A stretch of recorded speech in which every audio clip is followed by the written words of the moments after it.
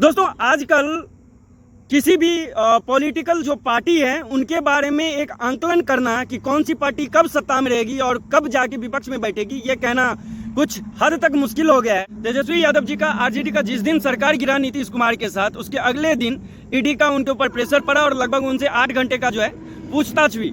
उधर दिल्ली में अरविंद केजरीवाल जी का एक अलग लेवल पे पॉलिटिक्स चलता है।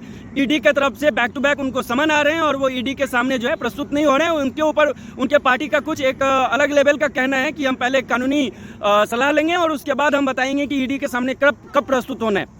थर्ड, अगर आप राहुल गांधी जी का ले लें तो वो एक अलग यात्रा निकाले हुए हैं और जो स्टेट जा रहे हैं वही के जो हेडमैन हैं उनके ऊपर कटाक्ष करना चालू कर रहे हैं। झारखंड के जो चीफ मिनिस्टर हैं हेमंत सोरेन, उनको गिरफ्तार किया गया है ईडी के तरफ से, जो कि अभी हेमंत सोरेन के जगह पे चंपई सोरेन को जो है जेएमएम पार्टी के नेता चुना गया है फिलहाल। खैर, वो आने वाला वक्त बताएगा कि झारखंड का नया मुख्यमंत्री कौन बनेंगे। जितने हाय तौबा मचा के रखे हैं मार्केट में जो विपक्षी दल है, इन सभी दलों से मेरा एक विनम्र सवाल है, विनम्र एक अनुरोध है, बताने के लिए कष्ट करिएगा। तेजस्वी यादव जी से मैं कुछ दिन पहले एक वीडियो देख रहा था, उसमें उनसे सुन रहा था मैं कि वो कहते नजर आ रहे हैं मुख्यमंत्री एक थके हुए मुख्यमंत्री हैं, क्योंकि उनसे उन्होंने 18 महीने में बहुत सारा काम करवाया जिससे वो थक चुके हैं। तेजस्वी यादव जी, हम आपसे एक बात पूछना चाह रहे थे, क्या जब आप सत्ता में थे तब उस समय क्यों नहीं बोल रहे थे? और अगर ऐसे अगर शॉर्ट वीडियो अगर निकाला जाए आपको, तो ऐसे नीतीश चाचा के बारे में तो आपने बहुत कुछ बोला हुआ है। जब आपको सब कुछ मालूम था कि वो थके हुए मुख्यमंत्री हैं, पिछले 15-16 साल से वो मुख्यमंत्री के पद पे बैठे हुए हैं, तो क्यों गए उसके साथ आप? आपका क्योंकि खुद का राजनीति चमकाना था ना, मुख्यमंत्री बनना था। अब मुख्यमंत्री बन नहीं पाए तो भाई वो नसीब की भी बात होती है ना। नमस्कार, प्रणाम, एक बार स्वागत है आप सभी का हमारी इस नई वीडियो में। दोस्तों, मैं हूं सना झा और आप देख रहे हैं द परिभाषा न्यूज। दोस्तों, आजकल किसी भी पॉलिटिकल जो पार्टी है उनके बारे में एक आंकलन करना कि कौन सी पार्टी कब सत्ता में रहेगी और कब जाके विपक्ष में बैठेगी, ये कहना कुछ हद तक मुश्किल हो गया है। हम बिहार से शुरू करते हैं तेजस्वी यादव जी से। तेजस्वी यादव जी का आरजेडी का जिस दिन सरकार गिरा नीतीश कुमार के साथ, उसके अगले दिन ईडी का उनके ऊपर प्रेशर पड़ा और लगभग उनसे 8 घंटे का जो है पूछताछ हुई। उधर दिल्ली में अरविंद केजरीवाल जी का एक अलग लेवल पे पॉलिटिक्स चलता है। ईडी के तरफ से बैक टू बैक उनको समन आ रहे हैं और वो ईडी के सामने जो है प्रस्तुत नहीं हो रहे हैं। उनके ऊपर उनके पार्टी का कुछ एक अलग लेवल का कहना है कि हम पहले कानूनी सलाह लेंगे और उसके बाद हम बताएंगे कि ईडी के सामने कब प्रस्तुत होना है। थर्ड, अगर आप राहुल गांधी जी का ले लें तो वो एक अलग यात्रा निकाले हुए हैं और जो स्टेट जा रहे हैं वही के जो हेडमैन हैं उनके ऊपर कटाक्ष करना चालू कर रहे हैं। जैसे कि हेमंता बिस्वा शर्मा जी का जो असम के मुख्यमंत्री हैं उनके ऊपर कुछ कटाक्ष कर रहे हैं, मुख्यमंत्री जी राहुल जी के ऊपर कटाक्ष कर रहे हैं। झारखंड के जो चीफ मिनिस्टर हैं हेमंत सोरेन, उनको गिरफ्तार किया गया है ईडी के तरफ से, जो कि अभी हेमंत सोरेन के जगह पे चंपई सोरेन को जो है जेएमएम पार्टी के नेता चुना गया है फिलहाल। ये जितने भी विपक्षी दल है, इन सभी से मुझे एक पर्सनल इच्छा है, इन सभी से एक क्वेश्चन करने का कि भाई जब आप लोग सत्ता में रहते हैं तो पब्लिक को या विपक्षी दल को तो कुछ वैल्यू नहीं करते हैं आप, और दूसरी बात जब सत्ता हाथ से चली जाती है तो हाय तौबा मचा के रखते हैं, ऐसा क्यों?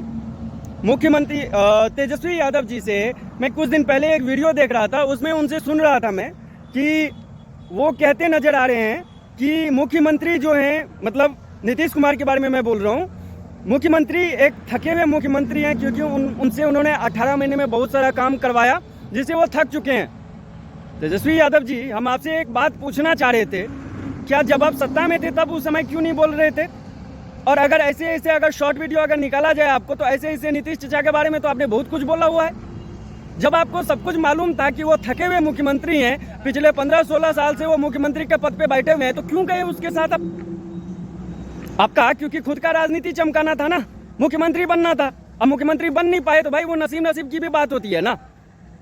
हम अपनी उम्र में लालू प्रसाद यादव जी को, हम अपनी मिथिलांचल क्षेत्र में कभी जीवन में नहीं सुना होगा कि लालू यादव जी जो हैं मिथिलांचल में आए हैं कभी, और कभी आए भी होंगे 1-2 बार, तो वो अलग बात है, कोई एहसान नहीं कर दिया कि वो आए ही होंगे। दूसरी बात, हम आपसे ये कहना चाह रहे हैं कि आपने, अगर आपके साथ ईडी का अभी दबाव पड़ रहा है तो ठीक है ना भाई, वो एक कानूनी प्रक्रिया है। अगर आप अपनी जगह पे हैं तो ये बात तो आप भी जानते हैं कि जब तक कोर्ट के द्वारा ये सिद्ध नहीं होता है कि ये बंदा दोषी है, तब तक आप भी अपने आप को एक्यूज मान सकते हो।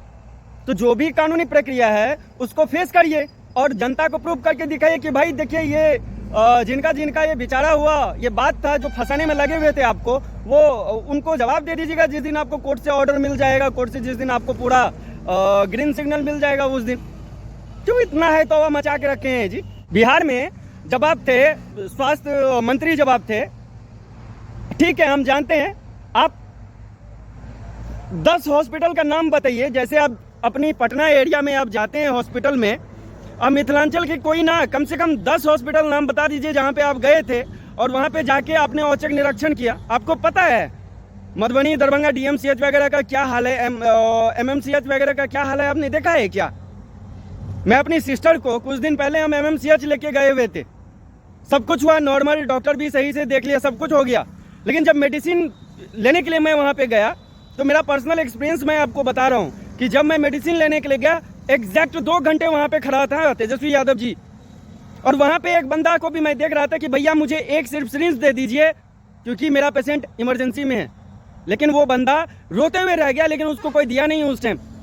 नॉर्मल पेशेंट जैसे, नॉर्मल कस्टमर जैसे उसको ट्रीट कर रहे थे। क्यों जी? इंसानियत नहीं है किसी के अंदर, किसी के अंदर एटिकेट नाम की चीज नहीं है। एक इंसुलिन के वजह से अगर कोई किसी व्यक्ति का जान चला जाता है, अब क्या करते हैं वहां पे, क्या कर रहे थे वहां पे? तो ये तमाम चीजें, तो देखिए ये राजनीतिक जो रोटियां है ना, वो सेकने की बात अलग होती है। वो कहते हैं ना, हाथी के दांत दिखाने को और खाने को कुछ और होते हैं। तो वही हाल है।